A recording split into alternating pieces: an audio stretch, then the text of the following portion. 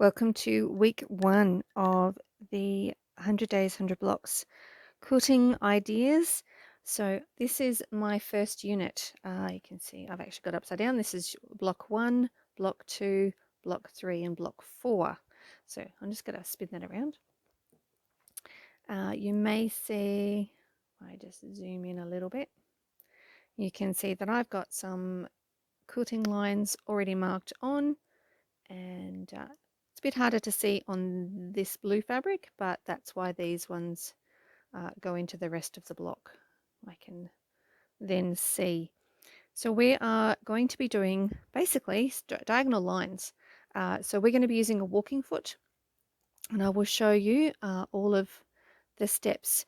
So we will work our way around the block. We're going to be quilting them in order actually, blocks 1, 2, 3 and 4 as we work our way around, but I will show you any points where there's things to watch with regard to backtracking and just making sure that we quilt the entire block as we go.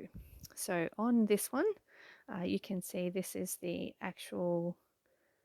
one I'll be showing you on, because this is the practice piece, and you can see I've also marked the lines there as well. This is in a blue marking pen, and I do have these available. This one will come out if you have a really humid spot, not quite as fast as the purple one, but it will fade eventually, mainly just because of the humidity in the air. So we have all the blocks marked out. This is my practice piece. I'm just going to zoom out again so you can see the rest of it. And so we'll be doing the same thing on both of them. This one I will do with a contrasting thread so you can see what I do and how I get to everywhere I need to go. This one here will be the one that I will be joining together later on. So I'm just going to flip it over and move it to here. So you might see that my wadding is not as big as my quilting, my block unit. And that is because I don't want the bulk of the wadding in the seam when I join them together.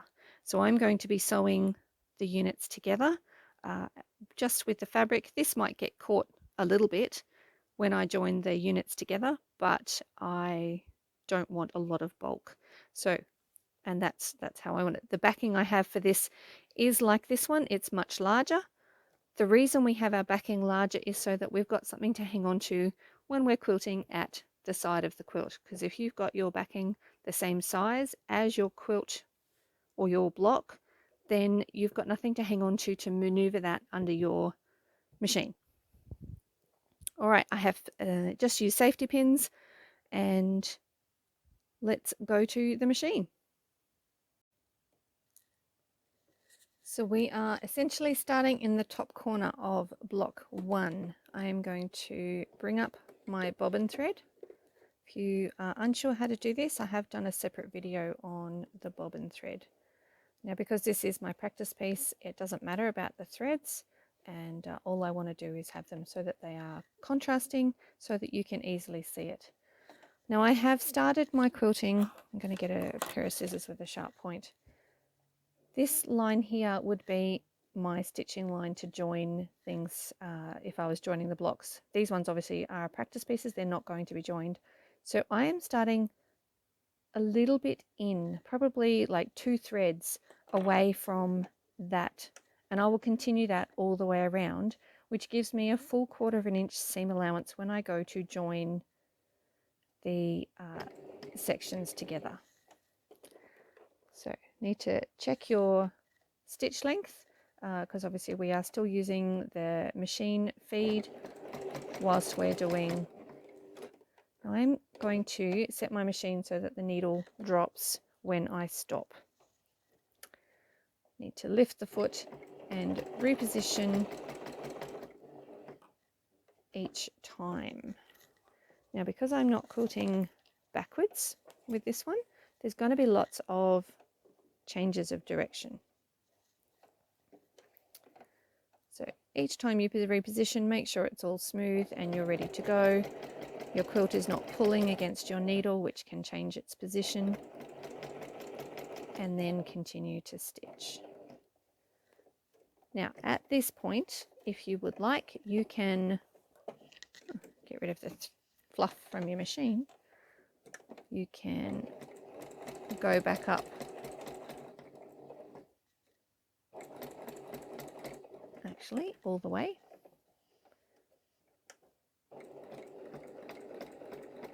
And I'm going to reverse this. And then we're going to go back down the side. At this point, I'll get rid of this pin. Foot is down.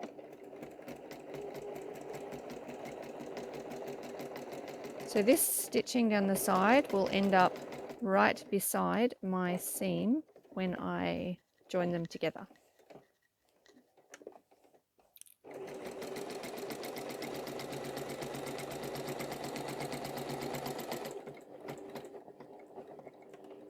Go as slow as you need coming into the points. I'm actually going to put the machine in reverse for this. I'm only going slowly.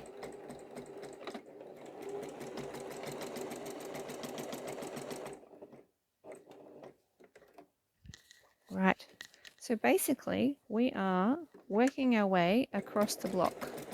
I would suggest you do this in sections. Now I'm getting a little bit of puckering here, so I'm going to smooth out my quilt and make sure I don't get any more.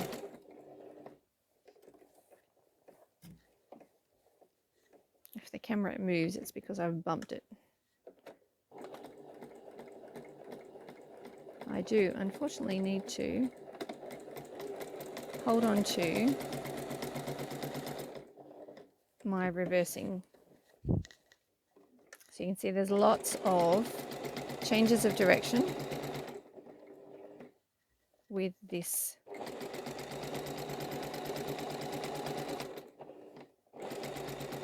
method. Notice that I am repositioning my hands as needed. I'm not waiting till it's too late. I'm not leaving it till I've made a mistake.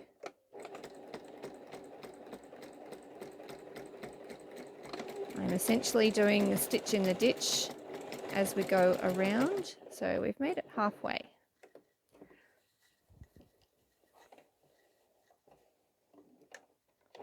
I'm going to get that right into the corner. All right, and this one is nice and easy because we basically want to hit all of those diagonal points on the block. So when I marked the quilt, that's where I started, in the middle of the block, because that had the diagonal pieces, the diagonal points, and you'll get a more pleasing result where you have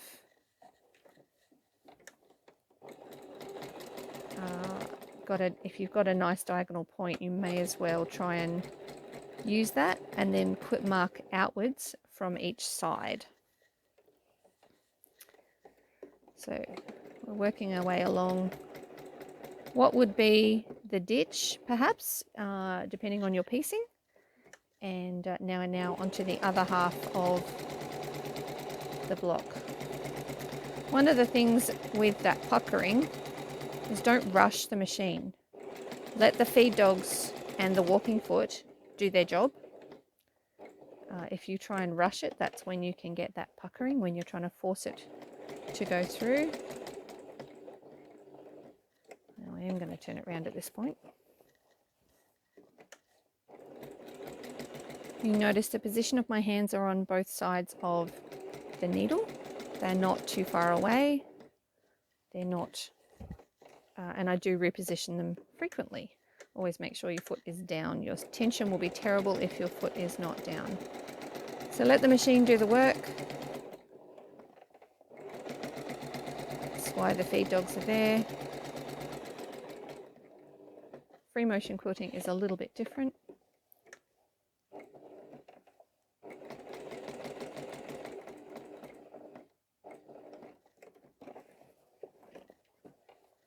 And you'll get a bit of a rhythm going, and you'll find that even though you have to change directions frequently, you'll be able to do that quite fast.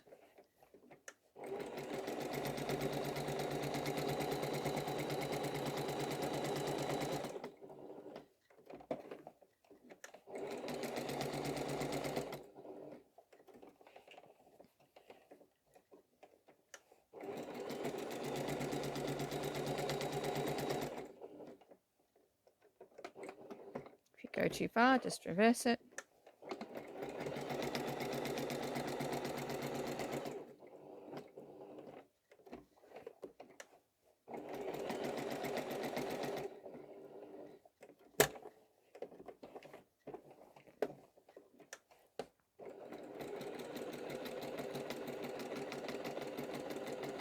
Now this one here, because we're getting quite close to the corner, I'm going to go into that corner and then reverse to do the last little corner quilting.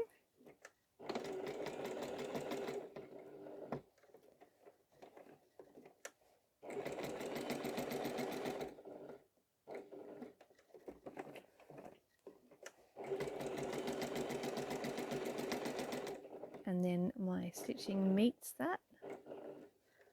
And then, because we're on to the next block, we want to sneak across this sashing. So if this bit here, where I've got my pins in my block, is sashing, so I'm going to use this seam line, which is only drawn in this quilt, to sneak across there, because the stitches would be hidden by the seam in the ditch. And then I'm going to start on block 2. So basically this is what you do, and whilst I understand that quilting can be time consuming, knocking things over on my table, but if you have these set up in units and you've got 10 minutes, you'd be surprised at what you can get done in 10 minutes. So I would encourage you to sit down, get your blocks ready, however you're going to quilt them, and then sit down with them when you've got a little bit of time, and do one, do half. It doesn't matter, as long as you work your way through them. You will be surprised how quickly you get there.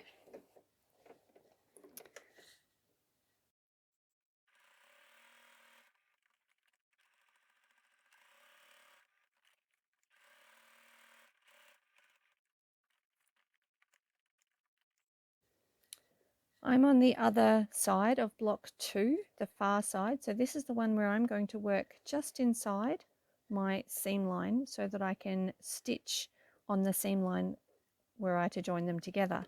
Now, I'm not going to do any backtracking on this side, because when I get to, I'm just going to move it down a little bit so you can see, once I've done all these lines of stitching here, I'm actually going to come along and stitch all the way back down so that I can get back to block 3.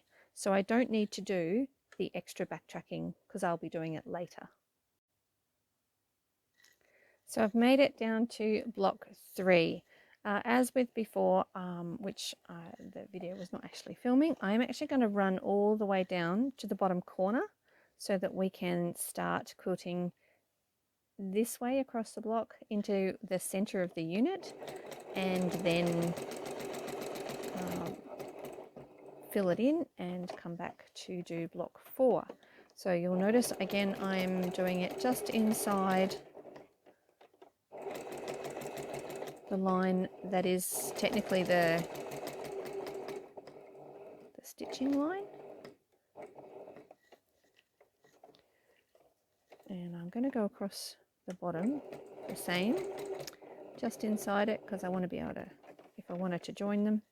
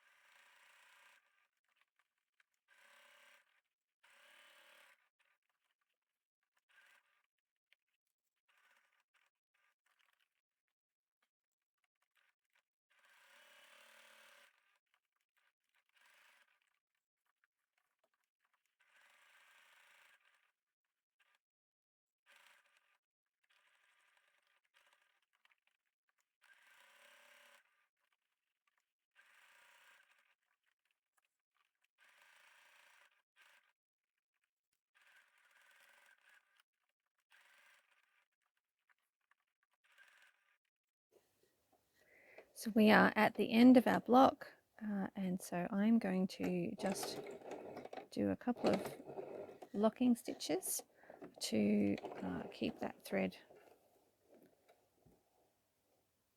from becoming unraveled. And if I pull on, because they're not as tight, if I pull on the top thread, my bobbin thread does come up. So I'm going to snip those off and we'll have a look at the whole block. So these are my beginning threads, just snip them off, and I can remove any remaining pins that weren't removed in the process of quilting. Right. So you can see I have a little bit of puckering. That is basically where the fabric is being pushed in that way, and then because we're stitching in opposite directions, they get pushed in two different directions. So overall, the quilting design gives you this almost like a rectangular design in the background, keeping in mind that you're not going to have plain fabric like this. It's probably going to have a print on it, and it's going to be a feature. So this quilting is functional quilting, and yet does, you know, add some interest as well. So here's the back, and you can see that's in that pale teal color. So you can get the idea of what the back of your quilt will look like. So maybe imagine this repeated numerous times beside each other could actually be quite interesting. The other way that you could do this is if you did each block in the same direction, so all four of them in the same direction, and then say the next block you did them all in this direction, and then this block also in this direction, and a fourth block here the same as this one. You could imagine then that you'd end up with this square, a larger block effect in your quilting. So that's one way you can add interest to your quilt, both in a block unit, but then also making that slightly larger as well. So this is basic straight line quilting with a walking foot. I have shown you how to do this on just the 4-block unit that I've been making up. Obviously you can translate this to any block unit that you have. I've ignored all piecing lines.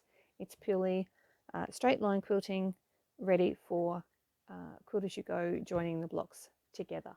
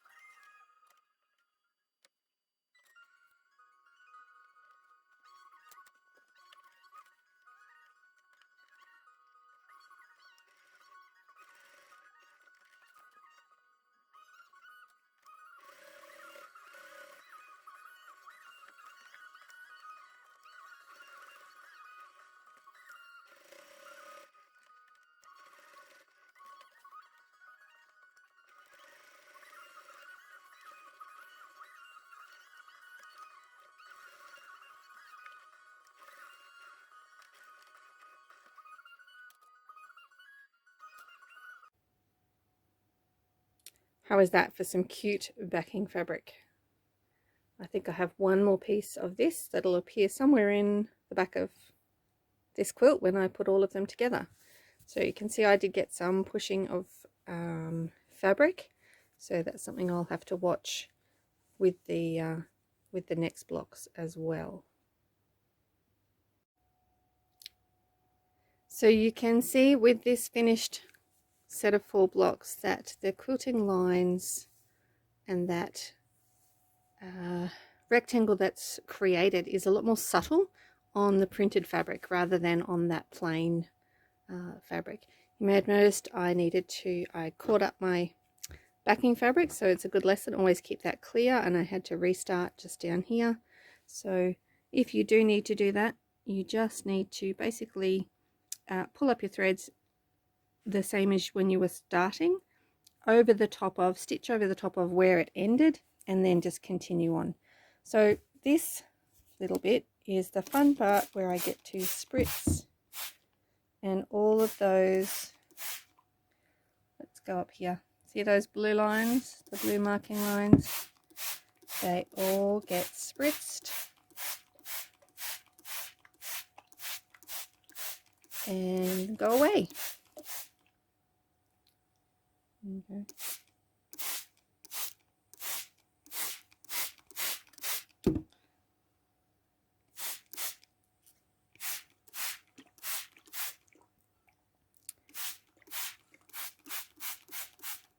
Right, I do rather like a block when it's had all its marking lines disappeared. I've got a couple of threads in here that you can now see, loose threads because of the fabric is damp, but I can get those out later.